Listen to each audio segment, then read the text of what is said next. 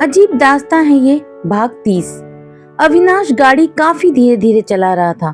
वो भगवान से लगातार प्रार्थना करते हुए सोच रहा था कि हे भगवान, आज गाड़ी का टायर पंचर हो जाए, ऐसा नहीं तो मोना का घर ही ना मिले, उसके घर पर ताला लगा हुआ हो, वो लोग कहीं बाहर चले जाएं ताकि मेरे बीवी के प्रलय से बच सकें। आखिरी बार जब मेरे पर बात आई थी तो इस लड़की ने मोना की जो सुताई और खबर ली थी वो मैं कैसे भूल सकता हूँ। आज तो इसके भाई का मामला है। इसके अंदर का शैतान तो अपनी बत्तीसी लिए खून भरी दांतों से तैयार है किसी की जान लेने के लिए। अब इसे कौन रोक सकता है? मैं अगर कुछ बोलूं तो ये मेरी भी शामत ले आएगी। अभी चुपचाप है, इसका मतलब है कि ये तूफान आने से पहले का सन्नाटा है। जब तूफान वाकई में आएगा तो क्या होगा भाई? अविनाश को कुछ समझ नहीं आ रहा था कि वो क्या करे। इधर श्रुति तो चुप थी, लेकिन अविनाश की ऐसे गाड़ी, वो भी धीमी गाड़ी चलाने का पैतरा बिल्कुल पसंद न आया। बाहर देखो जरा, हमारे आसपास वाले ऐसे जा रहे हैं जैसे वो रॉकेट पर हो। एक दो तो कुत्ते भी दौड़े दौड़े निकल पड़े सामने से, लेकिन तुम वहीं के वहीं हो। ये जो जानबूझकर जो भी चल रहा है ना, उससे कुछ नहीं होने वाला। गाड़ी से नीचे उतरो और मुझे गाड़ी चलाने दो। अभी 2-1 घंटे में ट्रैफिक काफी बढ़ जाएगा। इससे पहले ही पहुंचना है तुम्हारी मोना के घर, तो अभी गाड़ी साइड में लेने का उपकार करेंगे इस मासूम पर। श्रुति ने बड़े ही प्यार से अविनाश से कहा। नहीं श्रुति, तुम्हारा दिमाग अभी खराब है, गाड़ी तो मैं ही चलाऊंगा, अविनाश ने चश्मा ठीक करते हुए कहा। इससे पहले कि भोले शंकर जी की तरह मेरी तीसरी आंख खुल जाए, मुझे मजबूरन आपके साथ ना कुछ हो जाने दे। अगर ऐसा नहीं चाहते हैं तो बात मान ले अविनाश। श्रुति का सब्र मानो टूट रहा था। ठीक है, लेकिन 40 से ज्यादा स्पीड नहीं होगी तुम्हारी, बोलो मंजूर है? अविनाश ने एक आखिरी दाव खेला। ठीक है, मुझे मंजूर है। इतना कह श्रुति ड्राइविंग सीट पर बैठ गई। अब स्टीयरिंग और अविनाश की जान दोनों ही मानो श्रुति के हाथ में थी। गाड़ी स्टार्ट करते ही श्रुति ने जो गियर बदला, सो अविनाश को हार्ट अटैक आना ही बाकी था। ट्रैफिक अभी इतने शुरू नहीं हुआ था कि श्रुति की 40 की स्पीड कब 80 पर आ गई उसे भी पता नहीं चला। ओ मेरी माँ, ये तुम्हारी कानपुर की नुक्कड़ की गलियां नहीं है कि बेलगाम घोड़े की तरह दौड़ाई जा रही हो मेरी गाड़ी को। ये मुंबई है पागल लड़की, और यहाँ कुछ रूल्स फॉलो करने पड़ते हैं जिससे कि हमारी जान बच जाए। मैं तुम्हारे हाथ जोड़ता हूँ, गाड़ी की स्पीड कम कर दो, वरना अभी यही हमारा झगड़ा हो जाएगा। ये स्पीड भी ऐसी ही रहेगी, और अब तो ये गाड़ी मोना के गेट के पास जाकर ही रुकेगी। जिसकी मौत आनी है हमारी गाड़ी के नीचे, वो आकर मर जाए मेरी बला से। मुझे किसी की परवाह नहीं है। और तुम कब से इतने रूल्स फॉलो करने लग गए? पूरी जिंदगी मेरी रूल्स तोड़ने में ही निकल गई है। फिर क्या कानपुर और क्या मुंबई, मुझे कोई घंटा फर्क नहीं पड़ता। तुम्हें पड़ता है तो अपनी सीट बेल्ट जरा बांध लो ठीक से। मुझे अभी इतनी जल्दी ऊपर वाले का बुलावा तो आने से रहा। कहीं डर के मारे तुम्हें कुछ न हो जाए, इसका ख्याल रखना बस। हम अभी पहुंचने ही वाले हैं। इतना कहकर श्रुति ने गाड़ी मोड़ दी। सामने मोना के घर का गेट था और गाड़ी सीधे गेट को तोड़ने को बेकरार टकराकर सीधे मोना के घर के सामने रुकी। एक जोर का झटका लगा अविनाश को। बाल बाल बच गए यार। अविनाश ने राहत की सांस ली। गाड़ी के अंदर ही श्रुति ने रुमाल से अपना मुंह ढक लिया और एक रेशम के रुमाल से अविनाश को भी मुंह ढकने को कहा। क्या लुका छुपी का खेल खेलने जा रहे हैं जो ऐसे छिप छिप कर जाना पड़े? देखते नहीं क्या, तुम्हारी शातिर बदमाश बदचलन चालाक लोमड़ी ने घर के सामने ही सीसीटीवी लगा के रखे हैं। मैंने गाड़ी जानबूझकर ऐसे लगाई कि हमारी नंबर प्लेट ना दिखे, और चेहरे ऐसे झाँक कर चलते हैं भाई ताकि कोई हमें पहचाने नहीं। हमें बिल्कुल सतर्क रहना चाहिए। श्रुति ने अपना दिमाग चलाया। इतना बड़ा गेट तोड़कर घर में आई हो और अब इस रुमाल से अपने आप को और मुझे बचाना चाहती हो तुम? कितनी बेवकूफ और पागल लड़की हो तुम। तुम्हें आना है सीसीटीवी में तो शौक से आओ और जाओ फिर जेल की हवा खाने। मुझे बिल्कुल नहीं जाना कहीं, और साथ में उस मोना की सुताई भी जमकर करनी है। तुम मेरा कहना मानना चाहते हो तो मानो, नहीं तो जाओ भाड़ में। श्रुति बांध बूंद करके बाहर आई और सीधे दरवाजे पर बेल बजाई। दरवाजा मोना ने ही खोला। अंदर काफी तेज आवाज में गाने सुने जा रहे थे और उसके साथ में वेंकट भी था। उस माहौल और पीने वीने की सारी तैयारियां देख ऐसे ही लग रहा था जैसे घर में वो दोनों ही हैं। अविनाश अब भी गाड़ी में ही बैठा था। मोना ने दरवाजा खोलते ही सामने जिसको पाया उसे वो पहचान नहीं सकी। जी, कौन है आप और क्या चाहती हैं? तेरी दादी हूँ मैं चुड़ैल, और तेरी बोटी बोटी कर कुत्तों को खिलाना चाहती हूँ। तू बाज नहीं आएगी ना अपनी हरकतों से, जो मेंढक की तरह फुदक फुदक कर हमारी जिंदगी में कूद पड़ती है। आज तेरे को मैं जिंदा नहीं छोड़ूंगी, और तेरा बैंड तो आज मेरे हाथों से बचकर ही रहेगा। डरपोक बिल्ली कहीं की, घर के बाहर सीसीटीवी कैमरा लगवा रखे हैं। चोरी तुम करती हो, लोगों के घर पर डाका डालती हो और अपने घर खुद को बचाती हो। क्या सोचा था कि पलक का इस्तेमाल कर फिर हम लोगों को तुम तंग करोगी, लेकिन तुमने ये कैसे सोच लिया कि तुम्हें मैं मेरे भाई की जिंदगी बर्बाद करने दूंगी। डायन, असली वाली डायन भी 10 घर छोड़कर वार करती है, लेकिन तू वो कुतिया है जिसकी तुम किसी भी नाली की पाइप में डालो फिर भी टेढ़ी की टेढ़ी ही रहेगी। ऐसे क्यों देख रही है मुझे तू मोना डार्लिंग? आज तुझे मेरे हाथों से कोई नहीं बचा सकता। आज तो तुझे तेरे इस वेंकट की तरह मैं गंजा करके रहूंगी, और इसके लिए मैं ये ट्रिमर भी लाई हूँ। तेरे पुराने वाले आशिक का ही है, जो गलती से अब मेरा पति है। तेरे गंजे बॉयफ्रेंड को अब एक गंजी गर्लफ्रेंड की काफी जरूरत है। सो तैयार हो जा तू टकली होने के लिए। श्रुति ने लाल लाल आंखें करते हुए कहा। नहीं, बस इतनी ही चीख निकल सकी होगी मोना के मुंह से, और वो सारे घर में दुम दबाकर भाग खड़ी हुई। आगे आगे मोना और उसके पीछे ट्रिमर लिए श्रुति भागी जा रही थी। नहीं श्रुति नहीं, अविनाश अचानक चिल्ला पड़ा। क्या हुआ आपको? दिन दहाड़े ऐसा कौन सा खौफनाक सपना देख लिया जो नहीं नहीं किए जा रहे हो? अविनाश को एक झटका लगा मानो। तो ये सब सपना था?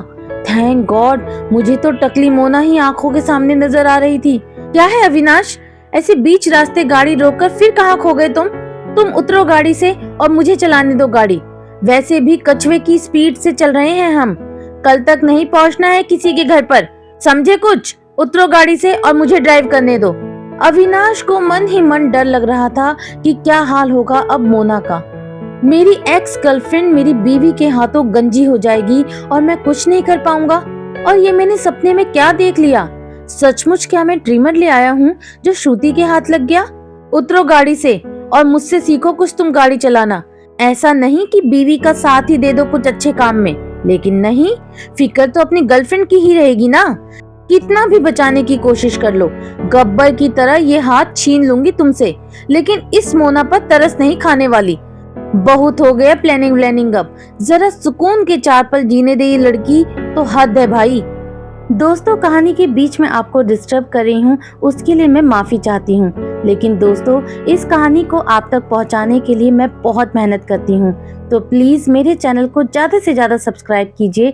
अभी मुझे आपके प्यार और सपोर्ट की बहुत जरूरत है, तो मैं उम्मीद करती हूँ कि आप मेरी रिक्वेस्ट को जरूर मानेंगे और मेरे चैनल आराधना वॉइस को ज्यादा से ज्यादा सब्सक्राइब और शेयर करेंगे।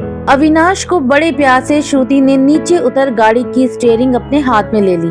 देखो श्रुति, अविनाश कुछ बोले इसके पहले श्रुति ने क्लियर किया, गाड़ी में काफी सालों से चला रही हूँ पतिदेव, इसलिए अपना अनमोल समय मुझ पर बर्बाद ना कर चुपचाप अपनी गाड़ी की सीट बेल्ट बांध ले। श्रुति ने बड़ी ही सफाई से गाड़ी को चलाया और दिमाग शांत रख गाड़ी मोना के घर के सामने लाकर खड़ी कर दी। यहीं उतर जाओ अविनाश, मुझे उसके घर के अंदर हमारी गाड़ी तक पार्क नहीं करनी है। आप तो जानते हैं कि मुझे वो एक आंख नहीं भाती, फिर उसके घर से क्यों भला लगाव होगा? श्रुति ने धीरे से कहा, तुम्हें मैं यही समझाना चाहता हूँ कि कोई जरूरत नहीं हाथापाई करने की। अविनाश ने बात को संभाला, शक्ल से पागल लगती हूँ पर हूँ नहीं, मैं सब जानती हूँ कि वो किस हाल में है। पिछली बार हम उसे मिले थे तो वो पेट से थी ना, और तुम्हें उस बच्चे का बाप बनाया जा रहा था ना। अब तुम नहीं हो तो उस शातिर लड़की ने किसी न किसी को तो उल्लू बनाकर उस बच्चे का बाप तो बनाया ही होगा भाई। उस बच्चे पर मेरा बुरा साया ना पड़े और मेरी जली कटी बातें उस बच्चे तक ना पहुँचे, इसलिए प्यार से हंसते हंसते गालियां दे दूंगी उसे। प्यार से चेतावनी दूंगी कि मेरे मायके वाले और ससुराल वाले सदस्य से 4 हाथ दूर रहे और हमारी जिंदगी में फिर वापस आने की जरा सी भी कोशिश ना करे। इतनी बुरी भी नहीं हूँ अविनाश जितना तुम मुझे सपने में देखते हो। तुम्हें क्या लगा कि उस तरह ले उसे गंजा करने के लिए निकल पड़ूंगी? ना ना, अगर आज अभी वो नॉर्मल होती तो उसके बाल पकड़ पकड़ कर उसे पीट देती मैं। मजाल है कि फिर मेरे भाई या ननद की जिंदगी में फिर ताक झाक करने की कोशिश करती, लेकिन अब बात कुछ और है ना। श्रुति सारे रास्ते बस पकाई जा रही थी अविनाश को, और वो बेचारा सुनने के अलावा और कर भी क्या सकता था। मरता क्या ना करता बेचारा, सुनता तो था ही अपनी बीवी की। समय ज्यादा नहीं लगाना है हमें, बस डांट फटकार लगानी है और यहाँ से 9-11 हो जाना है। मेरे हाथ तो अभी से कितने खुजली कर रहे हैं, जरूर कोई तो पिटेगा आज मेरे हाथ से। श्रुति ने दरवाजे की बेल बजाई और मोना का इंतजार करने लगी। बेल को 2-4 बार बजाने पर भी किसी ने दरवाजा न खोला। जब श्रुति ने बार बार बेल बजाई तो घर के नौकर ने आकर जल्दबाजी में दरवाजा खोला। क्या बहरे हैं क्या इस घर के सब लोग, जो इतनी बार बेल बजाने पर भी किसी को दरवाजा खोलने की पड़ी ही नहीं है? और ये शोर कितना है भाई, सारे मोहल्ले को गाना सुनाना है क्या? ऐसे कैसे समझते नहीं हो तुम कि इतना शोर अच्छा नहीं होता गर्भवती। आगे का नजारा देख श्रुति की आंखें फटी की फटी रह गई। बीटीएस की धुन पर हमारी मोना छोटे छोटे कपड़ों में हाथ में जाम लिए ऐसी थिरक रही थी कि पूछो मत। उसे कंपनी देने के लिए वेंकट भी था। सामने शैंपेन की बोतल और कई महंगी महंगी दारू की बोतल पड़ी हुई थी। ढेर सारा खाना भी ऐसे ही इधर उधर रखा हुआ था। श्रुति को देखते ही मानो मोना के पैरों तले जमीन निकल गई हो। काफी आश्चर्य और अजीब ढंग से वो श्रुति को देखे जा रही थी। अविनाश की ओर असल में उसका ध्यान भी न गया और उसने श्रुति को सुनाना शुरू कर दिया। You bitch, idiot, fool, nonsense girl, हिम्मत कैसे हुई मेरे घर पर पैर रखने की तुम्हारी, और क्या लेने आई हो तुम? चिल मोना दीदी, जरा धीरे भाई, श्रुति ने अंदर आते हुए कहा।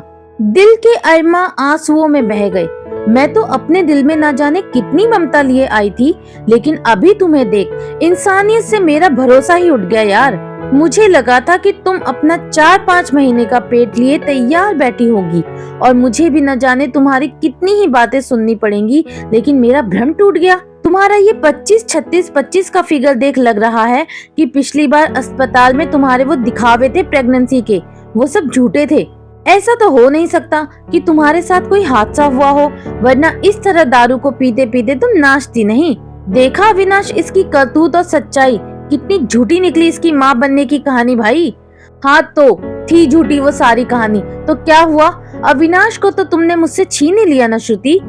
वो मेरा पहला प्यार होकर भी मेरा ना हो सका और तुम जबरदस्ती हमारी बसी बसाई जिंदगी में आ घुसी हो, तो और मैं क्या करती। हाँ, मेरे हॉस्पिटल में एडमिट होने की खबर सुनकर तुम्हारे गांव से एक दौड़ा दौड़ा आया था ही ना मेरा अविनाश मेरे पास, लेकिन तुमसे मेरी खुशी देखी नहीं जाती ना, जो हर बार उसे मेरी जिंदगी से दूर कर देती हो। अभी भी मैं उसकी आंखों में वो खौफ देख सकती हूँ। देखो कितना उतर गया है उसका चेहरा तुम्हारे साथ रहकर। अविनाश, अभी भी समय है, दूर हो जाओ इससे और इसे डाइवोर्स देकर लौट आओ मेरे पास। मैं अब भी तुम्हारा इंतजार कर रही हूँ अविनाश।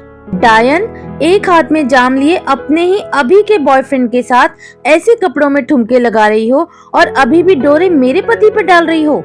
क्या चाहती क्या हो तुम बेअक्ल लड़की? शादीशुदा है अब तुम्हारा आशिक। अभी अभी सुबह हनीमून से पेट भर सेक्स कर लौटे हैं हम दोनों, खुश हैं अपनी बसी बसाई जिंदगी में और जल्द ही सेटल होने को तैयार हैं यूएस में। और तुम बीच में कहां से घुसे चली आ रही हो छिपकली कहीं की? मुझे तो तरस और गुस्सा दोनों आ रहा है तुम पर, क्योंकि अब भी तुम रिश्तों की अहमियत नहीं समझ पा रही हो। ये गंदे पैतरे और खेल खेलना बंद कर दो लोगों की जिंदगी से मोना। ऐसी हाई लगेगी ना कभी किसी माँ की कि पानी तक नहीं मांगोगी तुम भाई। पलक के साथ जो खेल खेलना था वो तुम खेल चुकी, लेकिन उसमें भी तुम कामयाब नहीं हो सकी। सगाई तो हो ही गई दोनों की और घंटा किसी को कुछ फर्क नहीं पड़ने वाला।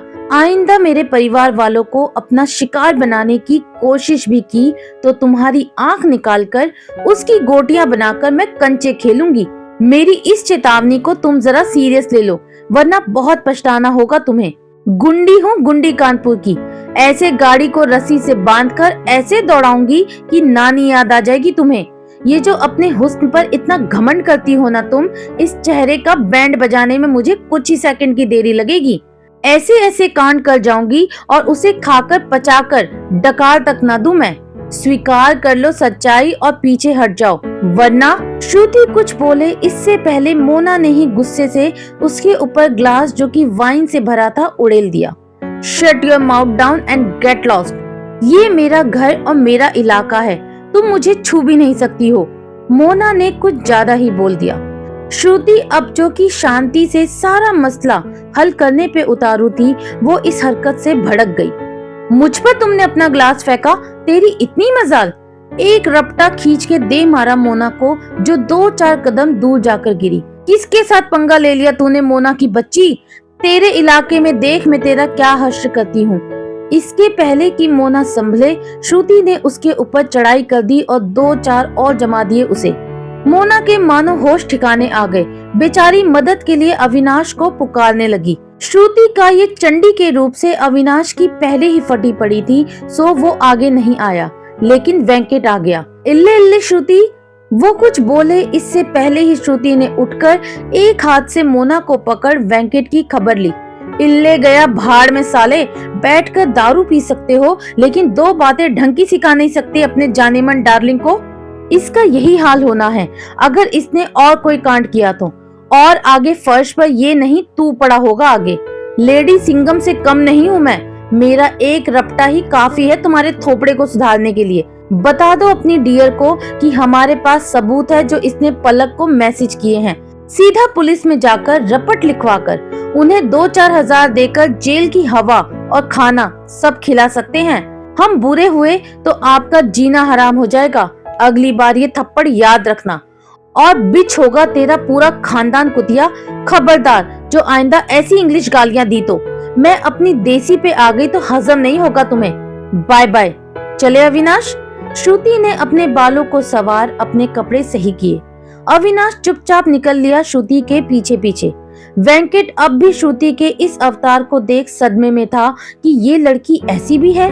मोना वेंकट के सहारे से उठने की कोशिश में लगी हुई थी। बाहर आकर श्रुति ने अविनाश से गाड़ी की चाबियां मांगी। अविनाश ने तुरंत उसे चाबियां दे दी। अब यहाँ से सीधे किसी रेस्टोरेंट चलते हैं और जमकर खाते हैं। बड़ी भूख लगी है। पेट पूजा हो जाए तो किसी मॉल में जाकर जल्दी से घर वालों के लिए गिफ्ट्स लेकर निकलते हैं। कितने काम हैं और तुम बुत की तरह क्या खड़े हो अविनाश? चलो गाड़ी में बैठो। आज तो मुझे ऐसी खुशी मिली है कि लगता है जैसे मैं कानपुर की शादी के पहले वाली श्रुति हूँ। झगड़ा करके ऐसी फ्रेश हो गई हूँ कि लगता है जैसे मुझ में 10 हाथियों का बल आ गया हो। चलो कुछ खिलाओ अपनी बीवी को भाई, जीत फतेह करके आई है। अब वो मोना हमारा रास्ता कतई नहीं काटेगी, देख लेना तुम अविनाश। अब आगे क्या होगा दोस्तों? क्या सच में मोना को सबक मिल चुका है या वो कुछ और बड़ा और भयानक करने वाली है श्रुति के साथ? ये सब जानने के लिए आपको बने रहना होगा मेरे यानी कि आराधना के साथ। इस कहानी का ये पार्ट आपको कैसा लगा मुझे कमेंट करके जरूर बताइएगा। दोस्तों एक रिक्वेस्ट और करनी है आपसे, प्लीज जितना ज्यादा हो सके मेरे चैनल को सब्सक्राइब कर दीजिए। मुझे आपके साथ और सपोर्ट की बहुत जरूरत है। बहुत जल्द मिलती हूँ इस कहानी के अगले भाग में। तब तक के लिए बाय बाय।